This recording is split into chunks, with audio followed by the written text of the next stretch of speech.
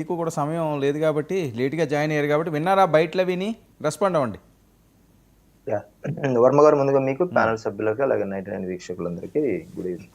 ఇప్పుడు పులివెందుల సబ్జెక్టు కానీ లేకపోతే ఉప ఎన్నికల సబ్జెక్టు ఎప్పుడు వచ్చినా కూడా పులివెందులు అనేది కన్ఫైన్డ్ ఏరియా. ఒక 4 దశాబ్దాలుగా వైఎస్ఆర్ అనే కుటుంబానికి కంచుకోట కాదు, కంచుకోటగా భావించబడి ఎవరిని ఓటర్లను రానికోకుండా గత 4 దశాబ్దాలుగా స్వచ్ఛందంగా గ్రామాల్లో వ్యక్తుల్ని రానికోకుండా బ్యాలెట్ ఉన్న ఓటు ఉన్నప్పుడు రిగ్గింగ్ చేసుకుంటూ కేవలం వాళ్ళ ఆధిపత్యం కోసం నడుస్తున్నటువంటి నియోజకవర్గం. సో అది దాంట్లో ఎప్పుడు ఏ ఎన్నిక జరిగినా, ఉప ఎన్నికలు కావచ్చు, ఎమ్మెల్యేలు, ఎంపీలు, లేకపోతే స్థానిక సంస్థల ఎన్నికలు ఎప్పుడు జరిగినా కూడా వారి పట్టు దాటిపోతుందేమో, వారి ఆధిపత్యం పోతుందేమో అనే కోణంలోనే ఎప్పుడు అక్కడ ఎన్నికలు బలవంతాన ఎప్పుడు జరుగుతూనే ఉంటాయి. అది మా పక్క నియోజకవర్గమే కాబట్టి మాకు తెలుసు అక్కడ ఏం జరుగుతాయని. కాబట్టి నియోజకవర్గం జమలమడుగు. ఓకే. సో ఆ పరిసర ప్రాంతాల్లో పులివెందులో ఎప్పుడైనా జడ్పీటీసీ లోకల్ జరిగేవా? ఎందుకంటే 1995లో పులివెందుల నియోజకవర్గానికి సంబంధించి అయితే 3 స్థానాల్లో తెలుగుదేశం పార్టీ గెలుచుకుందట. ఇప్పుడే నేను హిస్టరీ చూశాను. వేముల, వేంపల్లి, లింగాల ఈ 3 ప్రాంతాల్లో ఆనంద్ సార్ గారు ఈ 3 ప్రాంతాల్లో అయితే జడ్పీటీసీ గెలుచుకుందండి 1995లో. మరి ఇంకా తర్వాత అవి కూడా పులివెందుల నియోజకవర్గం కిందకే వస్తాయి. పులివెందుల నియోజకవర్గం కిందకే ఆ 3 మండలాలు వస్తాయి. అయితే ఏమంటున్నానంటే వారి ఆధిపత్యాన్ని, అదే ప్రజలు స్వచ్ఛందంగా ఓటు వేసే అవకాశం వస్తే అక్కడ వారి ఆధిపత్యం నడుస్తుందా, ప్రేమతో ఓట్లు వేస్తున్నారనే తెలుస్తుంది.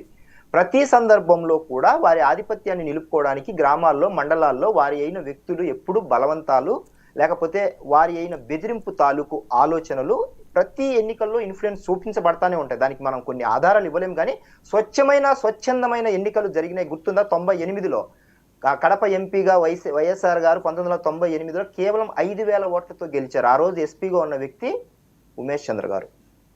ఆ రోజు స్వచ్ఛందంగా ఎన్నికలు జరిగాయి. జస్ట్ మార్జిన్ లో గెలిచాడు ఆయన. సో అలా ఎన్నికలు జరిగిన రోజున వైసీపీ అనే పార్టీ కావచ్చు, లేకపోతే వైఎస్ఆర్ అనే కుటుంబానికి సంబంధించిన ప్రజలు ఎంత ఖచ్చితమైన ఓట్ బ్యాంక్ అనేది ఇస్తారు, అక్కడ మిగతా పార్టీలకు ఎలాంటి ఆలోచనలతో ఓట్లు వేస్తారనేది మాకు తెలుసు స్వచ్ఛందంగా. అక్కడ ఇప్పటికీ గ్రామాల్లో కొందరు బయటికి రారు, ఓట్లు వేసే అవకాశం లేదు. అయితే ఇప్పుడు జరుగుతున్న ఎన్నికలు ఏంటంటే అదే ఆధిపత్యము, అదే నిలుపుదల చేసుకోవడానికి జరుగుతున్న ఒక ప్రయత్నం జరుగుతోంది. అది డిఎస్పీలను బెదిరించారు, ఎస్పీలను బెదిరిస్తారు, ఈవెన్ డీజీ స్థాయి వ్యక్తులను కూడా బెదిరిస్తారు. బికాస్ మా పట్టు ఇది, మీరు రేపొద్దున మా ప్రభుత్వం వస్తోంది 2.0 చూపిస్తాము అంటూ ఈ బెదిరింపు ధోరణి ఏదైతే వివేక్ ఇవన్నీ మనం విన్నాం. ఒక్క విషయం చెప్పండి, మీ తాతగారులు వీళ్ళందరూ కూడా ఏవో కథలకి చెప్పుకుంటూ ఉంటారు కదా, ఏంటి అసలు పులివెందుల చరిత్ర ఏంటి? అంత దారుణంగా ఉంటుందా? అసలు ప్రజాస్వామ్యం అక్కడ లేకుండా లేనంతుందా? పార్టీగా చెప్పకండి, వాస్తవాలు చెప్పండి. ఆ పక్క నియోజకవర్గం కాబట్టి మీది. వాస్తవంగానే చెప్పాను. ఇప్పుడు కూడా కొన్ని గ్రామాల్లో నోరు తెరిచి పులివెందులు చెప్పండి. పులివెందులకు సంబంధించిన గ్రామాలకు సంబంధించిన 140+ గ్రామాలకు సంబంధించినది చెప్తున్నాను నేను. అక్కడ గ్రామాల్లో పరిస్థితి ఇప్పటికి కూడా బ్రిటిష్ పూర్వకాలం నాటి పరిస్థితి కొన్ని గ్రామాల్లో ఇప్పటికీ నెలకొంది. ఇప్పటికీ కొన్ని ఊర్లలో వాళ్ళు గ్రామాల్లో ఓటు వేసి స్వచ్ఛందంగా మేము పలానా పార్టీకి ఓటు వేసాము లేకపోతే వెయ్యాలి అని ఆలోచన ఇప్పటికీ లేని గ్రామాలు ఉన్నాయి. బట్ మనము ఆఫ్ స్క్రీన్ అయితేనే చెప్పగలం, ఆన్ స్క్రీన్ ఎవరు చెప్పలేరు. కాబట్టి వాళ్ళకి ఆ బెదిరింపు ధోరణులు ఎప్పుడు ఉంటాయి. కాబట్టి గ్రామాల్లో ఆధిపత్యం ఎలా ఉంటుందో, దట్టు పులివెందుల, మా రాయలసీమకు సంబంధించి కడప లాంటి ఫ్యాక్షన్ ఏరియాకు సంబంధించిన ప్రాంతాలు, కొన్ని పట్టున్న ప్రాంతాలు ఇప్పటికీ వారి పట్టును నిలుపుకోవడానికి చేస్తున్న ప్రతి ప్రయత్నంలో కూడా వారు ఆ విధమైన ఆధిపత్యం చూపించి నిలుపుకోవాలనే ప్రయత్నం చేస్తుంటారు. అక్కడ ప్రజాస్వామ్యం అలాంటి పదాలన్నీ వాళ్ళకి అవన్నీ చాలా ఆడ్గా అనిపిస్తాయి అన్నమాట. ప్రజాస్వామ్యం ఇక్కడ పనిచేస్తుందా, లేకపోతే కంప్లైంట్ ఇవ్వడాలు, లేకపోతే మేము కాంట్రాక్ట్ మేము చేసుకుంటాము, లేకపోతే మాకు ఇక్కడ ఇందులో మాకు వాటా కావాలి, ఇలాంటి అడగడానికి అక్కడ ఇప్పుడు ఛాన్సెస్ ఉండవు.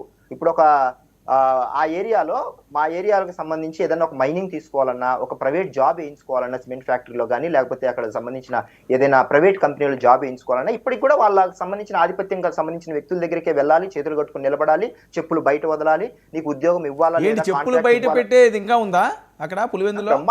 బ్రహ్మాండంగా తలెత్తకూడదు, తల ఉంచుకొని మాట్లాడాలి. అక్కడ చాలా రకాలైన కథలు జరుగుతాయి. అవన్నీ అదే చెప్తున్నాను కదా, ఆఫ్ స్క్రీన్ జరిగేటి వేరుగా ఉంటుంది, ఆన్ స్క్రీన్ జరిగేటి వేరుగా ఉంటుంది. నేను తిరుపతి ఘటన చూశారు కదా, ఎలా జరిగింది, ఎలా కొడుతున్నారు. పోలీసుల చేతుల్లో ఉండాల్సిన స్టిక్ ఏదైతే ప్లాస్టిక్ కైండ్ ఆఫ్ గట్టిగా హార్డ్గా ఉండే దాంతో వాళ్ళ చేతుల్లోకి ఎలా వచ్చింది పోలీస్ స్టిక్. సో అలాంటి ఆలోచనలతో అక్కడ జరిగే రుబాబు, రౌడీయిజం అనేది పబ్లిక్ గానే జరుగుతుంది.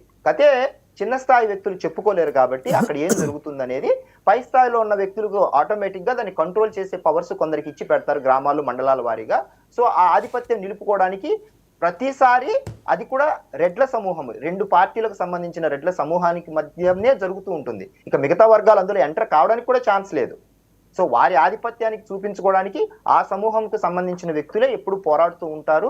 వారి ఆధిపత్యం ఇక్కడ ఉన్నప్పుడు ఈ పార్టీలో ఉన్నప్పుడు వారి ఆధిపత్యమే, ఆ పార్టీలో ఉన్నప్పుడు వారి ఆధిపత్యం. ఒకవేళ ఈ వ్యక్తి బలవంతుడైతే ఏ పార్టీ వచ్చినా ఏ పార్టీ అధికారంలోకి వచ్చినా ఎవరైతే ఉన్నారో ఆ వ్యక్తి ఆధిపత్యం నడుస్తుంది అనమాట. పార్టీలకు అతీతంగా నడుస్తుంది ఒక్కోసారి ఆధిపత్యం. సో ఈ కైండ్ ఆఫ్ ఆలోచనలు అక్కడ ఎన్నికలు, ప్రజాస్వామ్యం ఇలాంటివి ఏమీ అక్కడ ఏమి కనపడవు మనకు.